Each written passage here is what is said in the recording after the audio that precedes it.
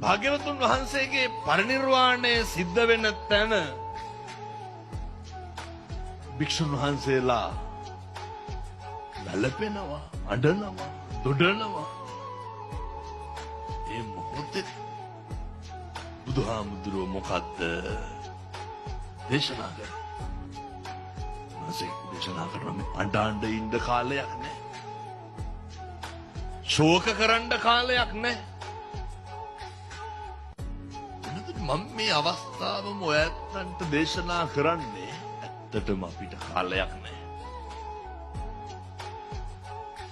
භාග්‍යවතුන් වහන්සේ දේශනා කරේ නොපමාව ගිහිල්ලා සසර දුක නිවා ගන්න කටයුතු කරන්න. නොපමාව ත්‍රිලක්ෂණය අවබෝධ කරගන්න උත්සාහ කරන්න. ඒකටත් හේතුවක් තියෙනවා. කල්ප ගානක් දුක් විඳලා ලබාගත්ත මේ මනුෂ්‍ය ආත්ම භාවයේ තුල පාරමිතා සම්පූර්ණ කරගන්න බැරි වුණොත් පින්නතුනේ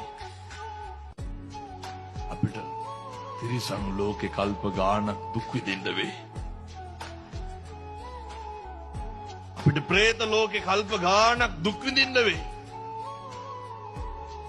ඒ නිසා මේ පින්වත් සියලු දෙනාටම හොඳ අවබෝධයක් තියෙන්න ඕන ලබාගත් මනුෂ්‍ය ආත්ම භාවයේ නිස්කාරණේ ගෙවෙනවද නැද්ද කියන එක. ලබාගත් මනුෂ්‍ය ආත්ම භාවයේ අකුසලයෙන් පෝෂණය වෙනවද කියන එක. දැන් පින්නතුනේ මොනාකද ඔය අකුසලයෙන් පෝෂණය වෙනවා කියන්නේ? ප්‍රධාන අකුසල මූල ධර්ම ලෝභය, ද්වේෂය, මෝහය. පින්නතුනේ දවසට සැරයක්වත් අපිට හිතන්න පුළුවන් වෙන්න ඕන මගේ හිතේ ලෝභය කොහොමද වර්ධනය වෙන්නේ? මගේ හිතේ කොහොමද ද්වේෂය වර්ධනය වෙන්නේ?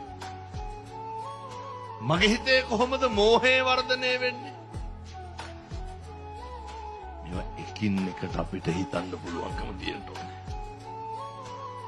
මේක හිතපුවාම තමයි මේක පව්, මේක පිං, මේක හරි, මේක වැරදි කියලා තීරණය කරලා සබ්බ පාපස්සා කරන කුසලස්ස උපසම්පදා මෙනෙහි කරන්න පුළුවන් වෙන්නේ එතකොට.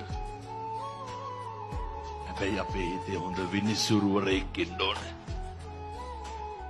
අපි හැම එකක් මේ විනිසුරුවරයාගෙන් අහන්න ඕනේ.